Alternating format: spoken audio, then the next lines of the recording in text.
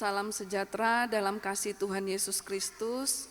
Kita akan memulai ibadah sekolah minggu sore hari ini. Tante undang anak-anak yang di rumah untuk bangkit berdiri. Kita akan menyanyikan satu pujian. Terima kasih Tuhan.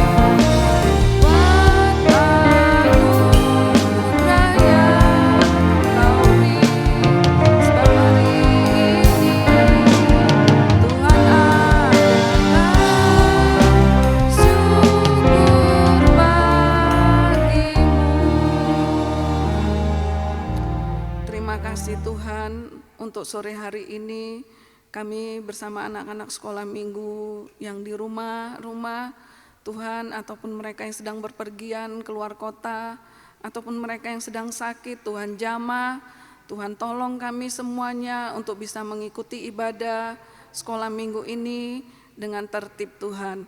Kami berdoa mohon Tuhan hadirat-Mu turun atas hidup kami maupun anak-anak sekolah minggu yang mendengarkan firman-Mu pada sore hari ini. Dimanapun mereka berada, Tuhan firman-Mu, Roh Kudus-Mu mampu menjangkau hati pikiran mereka sehingga mereka bisa memperhatikan firman-Mu dengan sungguh-sungguh, sehingga firman-Mu menjadi terang bagi pelita dan membawa kami pada jalan yang benar. Terima kasih Tuhan, segala kuasa kegelapan yang ingin mengganggu kami lewat roh main-main, tidak sungguh-sungguh kami usir semuanya di dalam nama Tuhan Yesus Kristus. Darah Yesus berkuasa menolong kami untuk bisa tertib dalam beribadah kepada Engkau. Terima kasih Tuhan, kami mau mulai ibadah ini hanya di dalam nama Tuhan Yesus Kristus. Haleluya, amin. Silakan kembali duduk anak-anak. Kita akan menyanyikan satu pujian anak-anak kecil Tuhan cinta.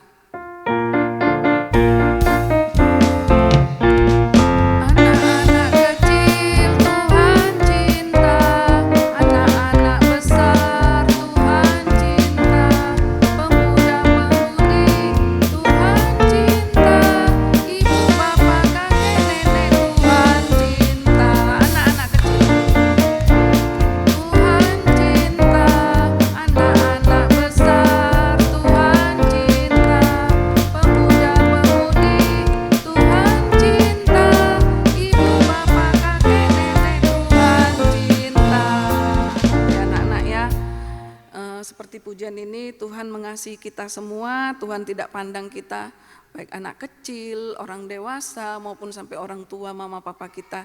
Tuhan tetap mengasihi kita ya, asal kita mau taat setia kepada Tuhan. Kita kembalikan menyanyi satu pujian, kalau saya mau bergirang.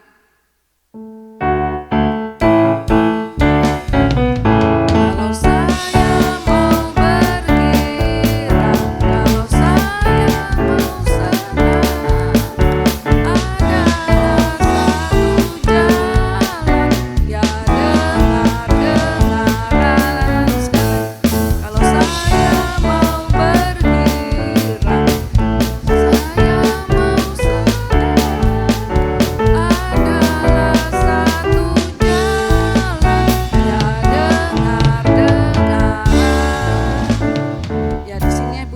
kalau saya mau bergirang, artinya kalau kita mau senang kita harus dengaran ya kepada orang tua di rumah, terlebih kepada firman Tuhan ya.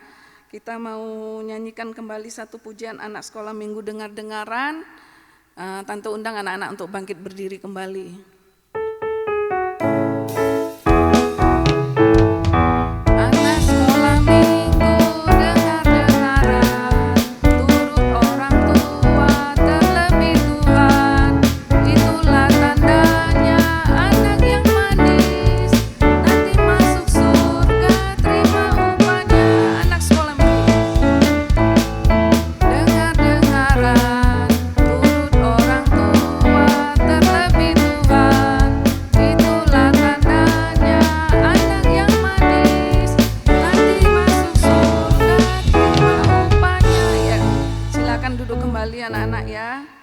Tanya coba anak-anak yang di rumah sudah nurut belum sama mama papa. Kalau belum nurut pasti sering kena omel ya. Tapi kalau sudah nurut, sudah taat, pasti orang tua juga senang, anak-anak juga senang, dan Tuhan juga pasti akan senang ya. Kita mau taat, kita mau dengar-dengaran seperti cerita di Alkitab tentang Samuel ya. Samuel taat kepada orang tuanya, kepada mama papanya, juga taat kepada gembalanya Imam Eli, dan juga taat kepada suara Tuhan ya. Saat Tuhan memanggil dia sampai 3 kali, Samuel, Samuel, ya Tuhan. Dia pikir suara gembalanya, ya Bapak, sampai akhirnya dia mengerti bahwa itu suara Tuhan ya. Nah, kita juga mau belajar taat, dengar-dengaran kepada suara Tuhan, kepada suara orang tua maupun kepada suara gembala lewat firman-Nya ya. Saat ini anak-anak boleh bangkit berdiri, kita menyanyikan seperti Samuel kecil. Kita mau mendengarkan firman Tuhan ya.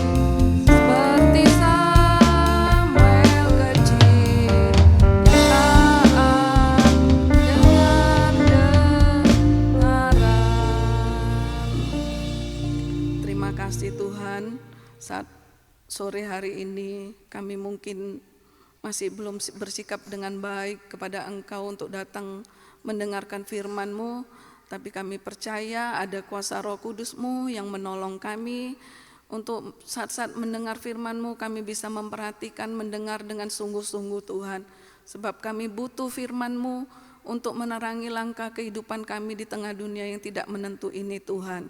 Terima kasih Tuhan, segala roh jahat, roh yang tidak dengar-dengaran, roh main-main, kami usir semuanya di dalam nama Tuhan Yesus Kristus.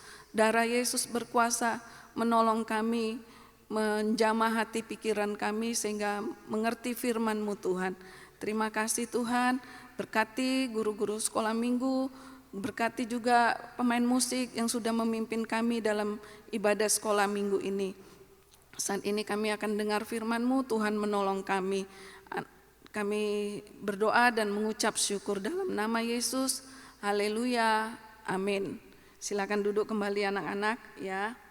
Firman hari ini temanya Tante ambil dari tentang kebangkitan Yesus, kebangkitan dan kenaikan Tuhan Yesus membawa damai sejahtera ya anak-anak ya. Kebangkitan dan kenaikan Tuhan Yesus membawa damai sejahtera. Kita mau baca di Injil Yohanes pasal 20 ayat yang ke-19.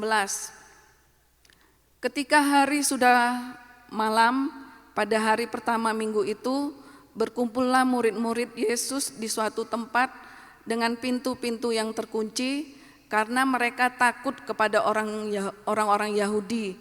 Pada waktu itu datanglah Yesus dan berdiri di tengah-tengah mereka dan berkata, "Damai sejahtera bagi kamu."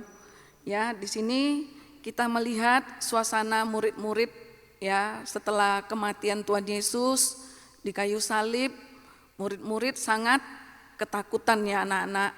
Murid-murid sangat ketakutan ya, sehingga mereka masuk ke dalam rumah dengan pintu-pintu yang tertutup, pintu ya yang dikunci rapat ya.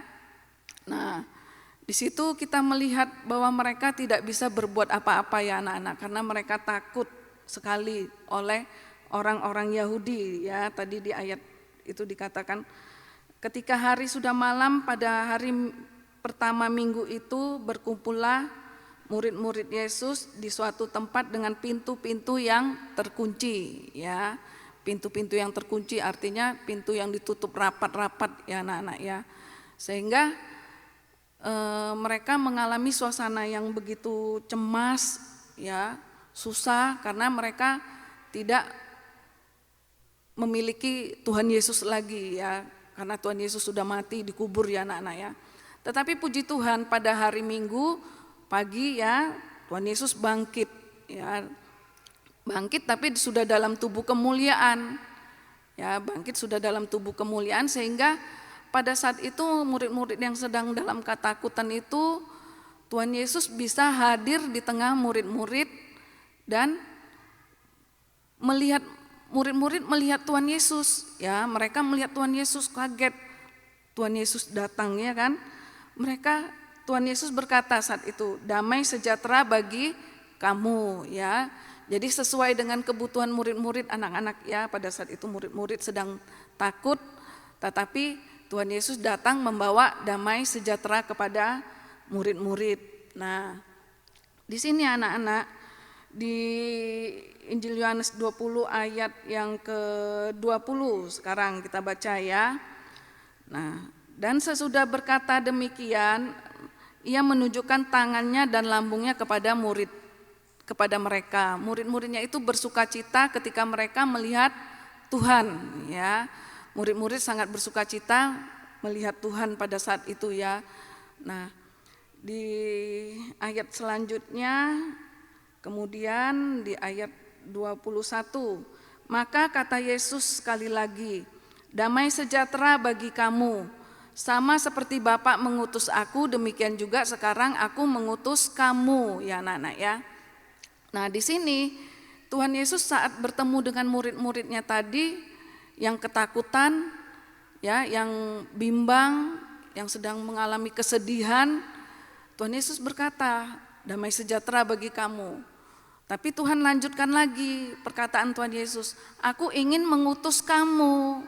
Ya, jadi Tuhan ingin mengutus murid-muridnya untuk membawa berita keselamatan ini ya. Nah, di sini kita lihat anak-anak ya, pada cerita ini ya, pada saat Yesus mau disalib itu terjadi penganiayaan yang besar ya terhadap pengikut-pengikut Yesus ya. Mereka lari sampai menyembunyikan diri ya, baik dari orang-orang Yahudi, para imam-imam tua, maupun para tentara, prajurit-prajurit Roma waktu itu ya. Nah, Tuhan Yesus itu mau murid-muridnya itu mereka lari berpencar-pencar entah kemana-mana ya. Nah, tetapi pada saat Yesus sudah mati di salib, mereka bersembunyi di sebuah rumah ya. Nah, di situ Tuhan berkata kepada mereka ya, Tuhan berkata bahwa Tuhan rindu bahwa mengutus murid-muridnya untuk bersaksi tentang Injil keselamatan ini ya anak-anak ya. Nah, tapi kita melihat pada saat itu Tuhan tahu bahwa murid-muridnya tidak mampu menghadapi kenyataan yang mereka harus menghadapi aniaya dari orang-orang di Yahudi pada saat itu ya anak-anak. Jadi di sini kita lihat suasana pengutusan itu ya. Tidak gampang anak-anak ya, kalau Tuhan mau pakai hidup kita, kita mau jadi saksi Tuhan, kita mau diutus oleh Tuhan ya. Di sini kita lihat di Injil Matius 10 ayat 16. Ya, Matius 10 ayat 16. Di situ anak-anak ya. Lihat, aku mengutus kamu seperti domba ke tengah-tengah serigala. Sebab itu hendaklah kamu cerdik seperti ular dan tulus seperti merpati. Ya, kita naik lagi, tetap aja ayatnya Om. Nah, lihatlah, aku mengutus kamu seperti domba di tengah serigala. Nah, jadi di sini anak-anak kita melihat suasana pengutusan itu keadaannya sangat menakutkan ya. Keadaannya sangat mencekam ya anak-anak ya. Kita bisa bayangkan waktu itu pada saat Yesus disalibkan, mereka dikejar-kejar oleh tentara ya. Nah, di sini suasana pengutusan itu keadaannya seperti apa? Seperti domba di tengah serigala ya anak-anak. Anak-anak tahu kan serigala itu binatang buas ya, dia seperti anjing ya anak-anak ya, seperti anjing, tetapi dia buas. Kalau anjing tuh masih jinak ya, masih bisa orang pelihara, tapi kalau serigala tidak, jarang sekali orang yang mau pelihara serigala ya. Nah, kondisi domba di antara serigala itu, bayangkan seperti gambar di itu ya anak-anak ya, di slide itu ya. Nah, dombanya satu ekor, serigalanya begitu banyak, sangat menakutkan ya. Nah, oleh sebab itu Tuhan tahu ya anak-anak, kemampuan kita itu terbatas. Kita tuh banyak kekurangan, kelemahan ya. Kita mau diutus Tuhan menjadi saksi Tuhan itu mulai dari dalam rumah tangga. Anak-anak tuh di mana posisinya di dalam rumah tangga ya, membawa damai sejahtera atau membawa pertengkaran dalam rumah tangga itu. Nah, Tuhan tuh mau mengutus anak-anak tuh mulai dari nikah, rumah tangga orang tua kita ya.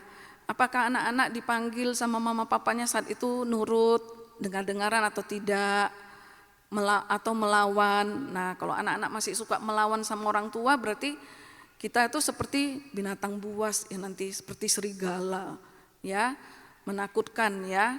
Melawan orang tua itu berarti kita seperti serigala yang mengaum itu, ingin menerkam orang tuanya. Mungkin mama papanya baru ngomong sepatah kata, beberapa nasihati, kamu jangan nakal, ayo belajar main.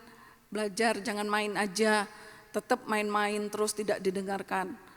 Nah, akhirnya orang tuanya marah. Tapi lewat dengar firman, anak-anak mau sadar, berubah. Aku sadar Tuhan, aku gak mau seperti binatang buas serigala yang suka mengaum-mengaum, melawan orang tua, nakal sama adiknya, sudah bertobat ya, berubah sekarang menjadi ya anak yang baik, yang manis ya, turut orang tua. Nah, di Matius tadi ya, di ayat yang ke-10 pasal 10 ayat 16 itu firman Tuhan katakan, kamu posisi di tengah serigala ya, kamu di tengah serigala, tapi kamu harus cerdik seperti ular ya. Kamu harus cerdik seperti ular dan tulus seperti merpati. Nah, binatang ular ini adalah binatang yang sangat licik ya anak-anak ya di sini. Dia memiliki kemampuan untuk melihat situasi dari berbagai sudut pandang, merencanakan suatu tindakan dengan hati-hati untuk mencapai tujuannya ya. Nah, kita bisa tarik pelajaran ini seperti kejatuhan Adam dan Hawa di Taman Eden ya, itu dipengaruhi oleh ular ya anak-anak ya. Nah, di Taman Eden itu si ular ini menghasut Hawa untuk memakan buah yang dilarang oleh Tuhan ya. Di sini kita lihat anak-anak ya, pada saat itu Adam dan Hawa tinggal di Taman Eden.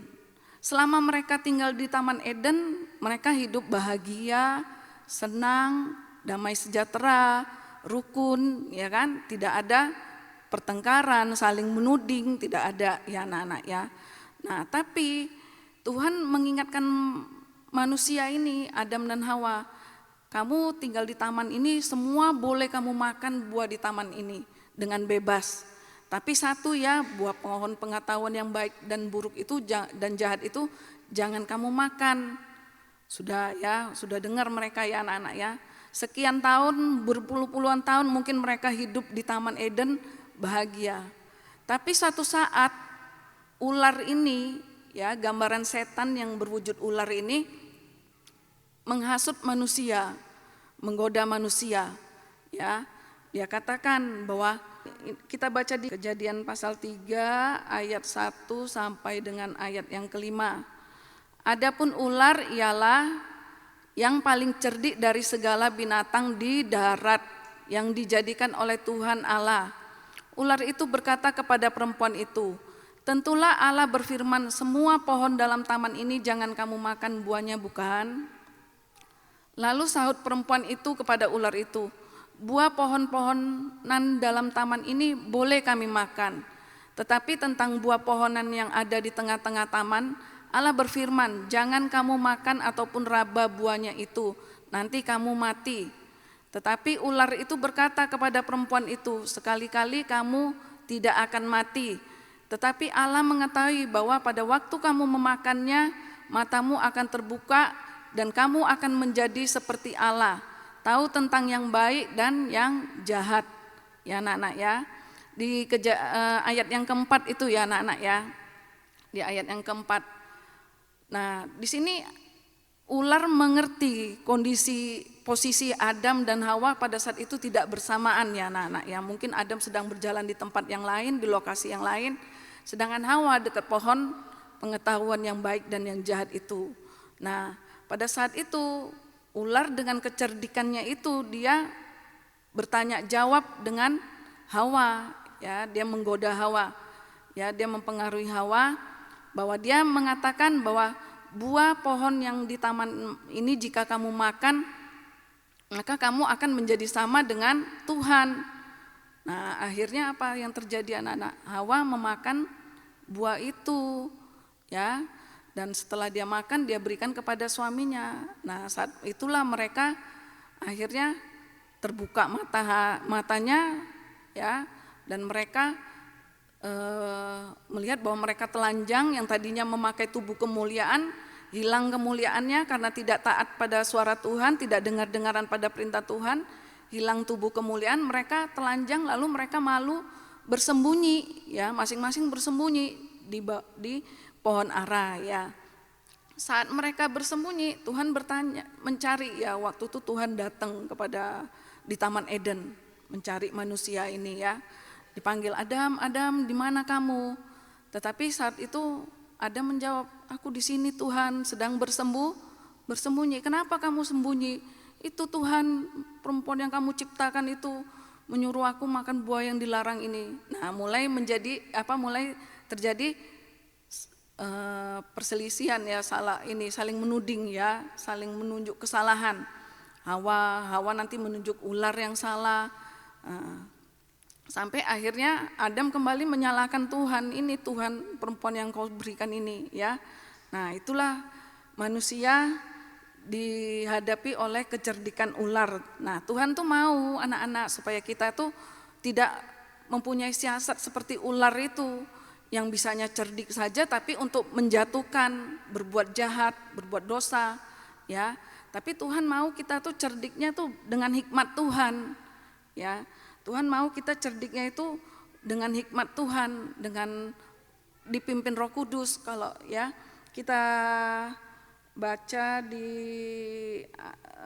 Matius yang Yohanes 20 ayat yang ke-22.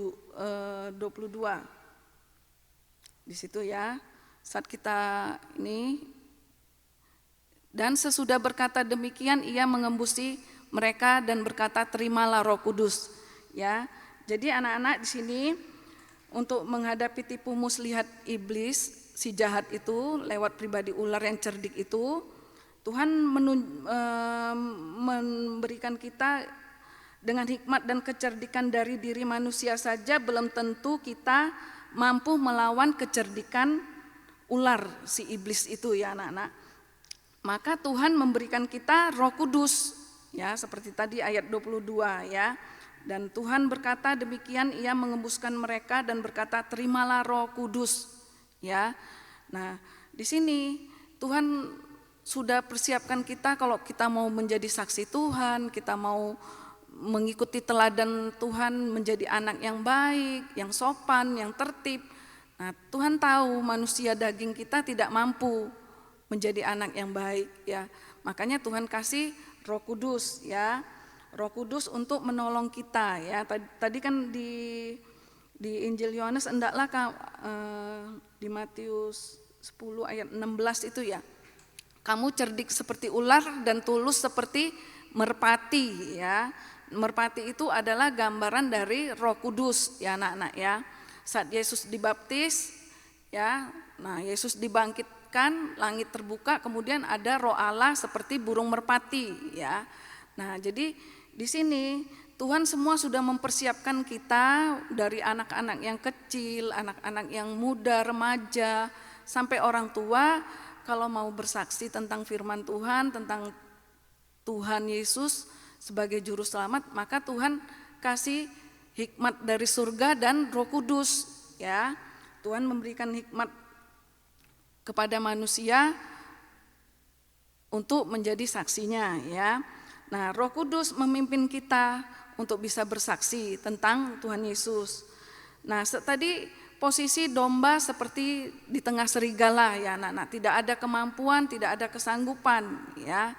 Tetapi kalau kita taat kepada Tuhan, kita sungguh-sungguh ikut Tuhan, melayani Tuhan, maka domba-domba yang tadinya di posisi di tengah serigala, Tuhan mampu menjaga, melindungi kita, menggendong kita dan membawa kita ke tempat yang aman ya, ke tempat yang aman, yang tenang, yang damai. Nah, itulah kehidupan kita jikalau kita mau taat, mau dipakai Tuhan ya. Kita baca ayat yang terakhir di Yesaya 40 ayat 11. Ya, di Injil di Yesaya, kitab Yesaya 40 ayat 11. Seperti seorang gembala ia menggembalakan kawanan ternaknya dan menghimpunkannya dengan tangannya. Anak-anak domba di pangkunya, induk-induk domba dituntunnya dengan hati-hati. Ya, jadi posisi kita jikalau kita mau dipakai Tuhan, diutus Tuhan untuk menjadi saksi Tuhan, maka Tuhan akan menolong kita sekalipun mungkin saat itu kita posisi di tengah serigala, maka Tuhan mampu mengangkat kita, ya, mengusir setan ya yang dalam bentuk serigala waktu itu ya. Nah, tapi ini sekarang dalam bentuk roh jahat, roh najis ya anak-anak. Tuhan mampu menyingkirkan itu semuanya sehingga Tuhan menuntun kita dia. Tadi seperti dikatakan domba-dombanya di pangkunya ya, anak-anak domba di pangkunya, induk-induk domba dituntunnya, dituntun ke mata air yang tenang ya. Demikian juga kita, jikalau kita mau sungguh-sungguh, kita mau taat dengar-dengaran pada firman Tuhan, pasti Tuhan mau memakai hidup kita, mau menyertai setiap langkah kita dalam sekolah, dalam pekerjaan nanti ya, semua pasti Tuhan atur dengan baik dan sempurna. Ya anak-anak ya, Tante harap anak-anak di rumah bisa mengerti firman Tuhan hari ini, semoga menjadi berkat bagi anak-anak sekolah minggu yang di rumah. Tante undang anak-anak kembali bangkit berdiri. Kita mau akhirkan firman Tuhan hari ini. Seperti biasa ya anak-anak, ada pengumuman bagi anak-anak sekolah minggu yang ibadah onsite di gereja, baik di Surabaya pukul 9.15, Medan pukul 9.15, Malang pukul 10, Jakarta pukul 16 ya. Dan setiap kali beribadah anak-anak tetap berpakaian rapi. Jangan lupa disiapkan Alkitab dan alat tulis untuk yang sudah bisa membaca dan menulis ya. Ringkasan firman Tuhan bisa dilihat di link YouTube. Tugas atau kegiatan sekolah minggu juga bisa dilihat di situ ya anak-anak ya. Dilihat di Google Classroom dengan kode KZYIYNP. Anak-anak yang ikut orang tua beribadah di gereja hari Selasa, Kamis, dan Minggu tidak boleh mengganggu ya, Tidak boleh ramai, tidak jalan-jalan, tidak lari-lari. Jadi anak-anak tetap duduk yang manis dan ikut mendengarkan firman Tuhan. Ya, ikut mendengarkan firman Tuhan. Nanti Roh Kudus yang menolong anak-anak untuk bisa mengerti firman ya. Sekian firman Tuhan, kita mau bangkit berdiri, kita mau berdoa untuk akhiri ibadah sekolah minggu sore hari ini. Terima kasih Tuhan, saat sore hari ini kami sudah mendengarkan firman-Mu. Kami percaya Tuhan lewat kuasa kebangkitan dan kenaikan Tuhan Yesus ke surga, Tuhan Engkau sudah mempersiapkan langkah hidup yang baik kepada kami Tuhan, yaitu damai sejahtera, ketenangan dan enak ringan Tuhan. Kami percaya Tuhan walaupun kami banyak menghadapi kesulitan-kesulitan, kami percaya kuasa firman-Mu tidak meninggalkan kami. Kuasa firman-Mu menolong kami, menyertai setiap langkah kami, menerangi setiap jalan kami di tengah kegelapan dunia ini, baik oleh roh jahat maupun roh najis. Tuhan lingkupi kami dengan kuasa Roh Kudus-Mu. Terima kasih Tuhan. Kami berdoa untuk sore hari ini, biarlah anak-anak yang sudah mendengarkan firman-Mu, Roh Kudus memberi hikmat akal budi untuk mengerti, percaya, yakin akan firman-Mu. Dan Tuhan menolong kami semuanya. Terima kasih Tuhan, kami sudah berdoa dan mengucap syukur dalam nama Yesus. Haleluya, amin. Sekian, terima kasih.